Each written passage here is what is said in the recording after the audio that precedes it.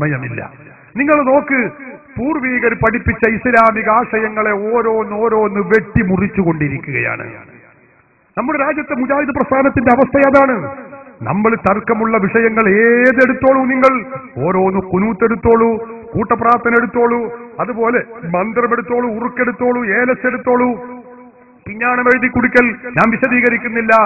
ഏതെടുത്ത് പരിശോധിച്ചാലും പൂർവീകരുടെ പാരമ്പര്യം ആ വിഷയത്തിൽ സുന്നികളോടുകൂടെയാണ്.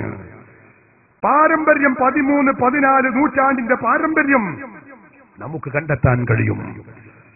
നമ്മുടെ മരണ വീട്ടിൽ നാം ചെയ്തുകൊണ്ടിരിക്കുന്ന കർമ്മങ്ങൾ മുഴുവനും അനാചാരമാണ് എന്നാ മുജാഹിദ് പറയുന്നത്. അതേതൊക്കെ?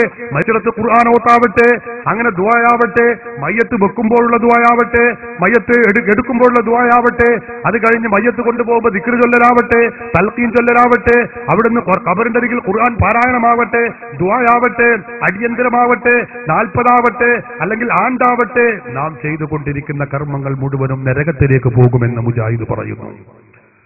വിശദീകരിക്കാൻ സമയമില്ലാത്തത് കൊണ്ടാണ് നാം ഈ പറയുന്ന ഈ കാര്യങ്ങളുണ്ടല്ലോ, അത് മുഴുവനും പ്രമാണങ്ങളെ കൊണ്ട് സ്ഥിരപ്പെട്ടതാണ്. അടിയന്തരമാവട്ടെ, ആണ്ടാവട്ടെ, അല്ലെങ്കിൽ മരണപ്പെട്ട മയ്യത്തിന്റെ അരികിൽ ഖുർആൻ പാരായണം, ദിക്ർ ചൊല്ലൽ, എല്ലാ കാര്യങ്ങളും പ്രമാണമെടുത്തു പരതിയാൽ നമുക്ക് കാണാം സുന്നികളോട് കൂടെയാണ് അതിന്റെ പാരമ്പര്യം.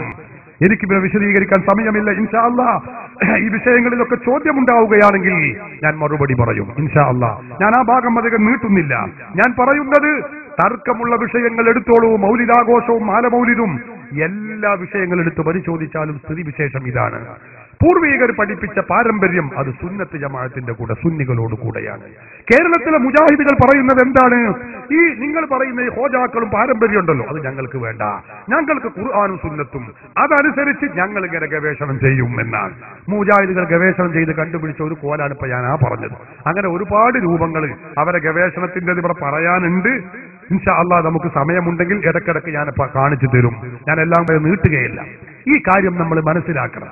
അതോടൊപ്പം എനിക്ക് പറയാനുള്ള മറ്റൊരു കാര്യം, സുന്നത്ത് ജമാഅത്ത് എന്ന് പറയുന്നത് ഇസ്ലാമിന്റെ യഥാർത്ഥ രൂപമാണെന്ന് ഞാൻ പറഞ്ഞല്ലോ. പൂർവീകരുടെ പാരമ്പര്യവും പൈതൃകവും അതിന്റെ കൂടെയാണ്, സുന്നികളോട് കൂടെയാണ്.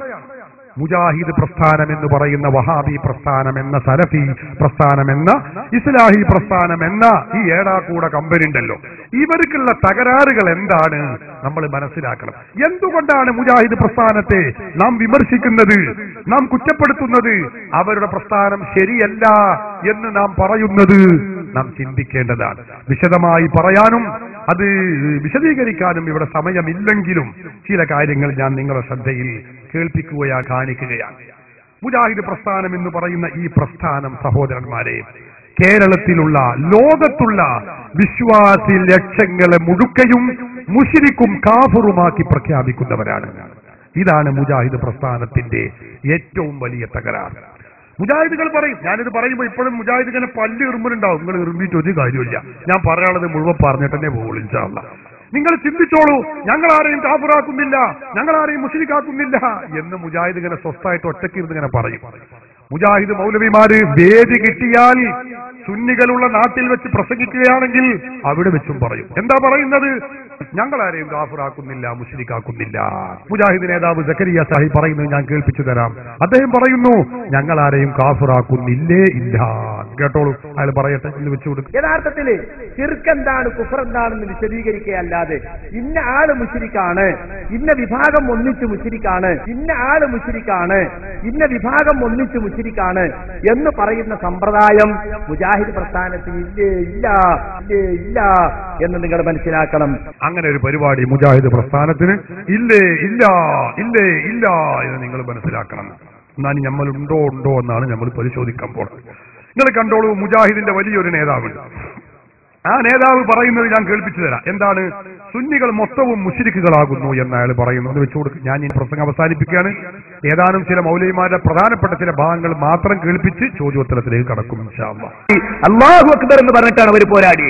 അല്ലാഹു അക്ബർ എന്ന സ്ഥാനത്ത് മൊയ്തീൻ ശൈഖിനെ പ്രതിഷ്ഠിച്ച മുശ്രിക്കുകളായ സുന്നി സമൂഹത്തിനിടയിലാണ്, സുന്നി സമൂഹത്തിനിടയിലാണ് എനിക്ക് നിങ്ങൾക്കും തൗഹീദ് പറയാനുള്ളത്. കണ്ടോ, മുശ്രിക്കുകളായ സുന്നി സമൂഹം. അപ്പൊ സുന്നി സമൂഹം മുശ്രിക്കുകളാകുന്നു. മറ്റേയാൾ പറഞ്ഞതോ, ഒരു മുശ്രിക്കാണ് കാഫിറാണെന്ന പരിപാടി ഇല്ലേ ഇല്ല ഇല്ലേ ഇല്ല. നോക്കിങ്ങൾ, നുണ തുടങ്ങണുള്ളൂ, നുണ ഉദ്ഘാടനം ചെയ്തിട്ടുള്ളൂ. ഇപ്പൊ ഞാൻ മുജാഹിദിന്റെ നുണ ഞാൻ അങ്ങനെ കാണിച്ചു തരും.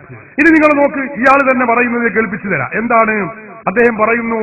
ഷിർക്കിന്റെ ഗോഡൌണുകളാണ് രാജ്യത്ത്. ലോകത്ത് 2 രാഷ്ട്രങ്ങളുണ്ട്, ഒന്ന് പാകിസ്ഥാനാണ്, മറ്റൊന്ന് ഇറാനാണ്. അതൊക്കെ ഷിർക്കിന്റെ ഗോഡൌണുകളാണ്. ഷിർക്ക് മൊത്തമായും ചില്ലറയായും വിൽക്കുന്ന കേന്ദ്രങ്ങളാണ്. കേട്ടോളൂ, പറയട്ടെ. ലോകത്ത് 2 രാജ്യങ്ങൾ, ഷിർക്കിന് വേണ്ടി മാത്രം ജീവിക്കുന്ന 2 രാജ്യങ്ങൾ. ആ 2 രാജ്യങ്ങളിൽ ഒന്ന് ഇറാനാണ്, ഒന്ന് പാകിസ്ഥാനാണ്. ഷിർക്കിന്റെ കൂടാരങ്ങളെ, ഗോഡൌണുകളാണ് പാകിസ്ഥാനൊക്കെ ഷിർക്കിന്റെ.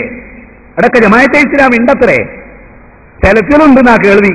എന്താ അവിടെ നടക്കുന്നത് അല്ലാഹു അലം. പക്ഷെ ഏതായിരുന്നാലും പാകിസ്ഥാനികളെ ഞാൻ ഒരുപാട് രാജ്യത്ത് വെച്ച് കണ്ടിട്ടുണ്ട്. പാകിസ്ഥാനികളിൽ ബഹുഭൂരിപക്ഷം ആളുകളും ഷിർക്കിന്റെ ആളുകളാണ്. വാക്യം ഷിർക്കിന്റെ വിഭാടനം, തൗഹീദിന്റെ പ്രയാണം. കേട്ടില്ലേ നിങ്ങൾ? അപ്പൊ ഷിർക്കിന്റെ ഗോഡൌണുകളാണ് അവിടൊക്കെ. ബഹുഭൂരിപക്ഷ ആളുകളും ഷിർക്ക് ചെയ്യുന്നവരാണ്, മുശ്രിക്കാകുന്നു. മറ്റേ ആള് പറഞ്ഞതോ ഷിർക്കാക്കുന്ന പരിപാടി ഞങ്ങൾക്ക് ഇല്ല. മുജാഹിദ് പ്രസ്ഥാനം ചെയ്തുകൊണ്ടിരിക്കുന്ന തകരാറുകൾ എന്താണെന്നാണ് ഞാൻ പറയുന്നത്. കേട്ടോളൂ. ഇനി ഇയാൾ തന്നെ പറയുന്നു, സുന്നികളും ക്രിസ്ത്യാനികളും ഇസ്ലാമിന് കണക്കാണ്, രണ്ടും ഒരുപോലെയാണ്. പറയട്ടെ, വെച്ചുകൊടുക്കും. ക്രിസ്ത്യാനികളും സുന്നികളും ഇസ്ലാമിന് കണക്കാ 2 വന്നു. ക്രിസ്ത്യാനികളും സുന്നികളും ഇസ്ലാമിന് കണക്കാ 2 വന്നു. കണ്ടോ? ക്രിസ്ത്യാനികളും സുന്നികളും ഇസ്ലാമിന് കണക്കാണ്, രണ്ടും ഒന്നാകുന്നു. സുന്നികളായ നമ്മളെ ക്രിസ്ത്യാനികളെ പോലെയാകുന്നു. കേട്ടോളൂ നിങ്ങൾ. എന്തുകൊണ്ടാണ് മുജാഹിദ് പ്രസ്ഥാനം ശരിയല്ല എന്ന് നമ്മൾ പറയുന്നത് എന്ന് നിങ്ങൾ ചിന്തിക്കണം. കഴിഞ്ഞില്ല, ഇയാൾ തന്നെ പറയുന്നത് ഞാൻ കേൾപ്പിച്ചു തരാം. സുന്നികളായ നമ്മളൊക്കെ വിഗ്രഹ ആരാധകരാകുന്നു. വിഗ്രഹത്തിനെ, ബിംബത്തിനെ ആരാധിക്കുന്നവരാണത്ര നമ്മളൊക്കെ. മമ്പുറത്തെ തങ്ങൾ ഒരു വിഗ്രഹമാകുന്നു. കേട്ടോളൂ, അത് പറയട്ടെ. അപ്പൊ ഇവിടുത്തെ സുന്നികൾ ചെയ്യുന്നത് ഖബറാരാധനയല്ല, സാക്ഷാൽ വിഗ്രഹ ആരാധനയാണ്. മമ്പുറം തങ്ങൾ ഒരു വിഗ്രഹമാണ്. അദ്ദേഹത്തെയാണ് ആരാധിക്കുന്നത്. കേട്ടില്ല നിങ്ങൾ? അപ്പൊ മമ്പുറം തങ്ങൾ ഒരു വിഗ്രഹാണ്, സുന്നികൾ വിഗ്രഹ ആരാധകരുമാകുന്നു. ഇനി നിങ്ങൾ പറയണം, ഈ വർഗത്തെ കുറിച്ച് നമ്മൾ പ്രസംഗിക്കേണ്ടതുണ്ടോ ഇല്ലേ?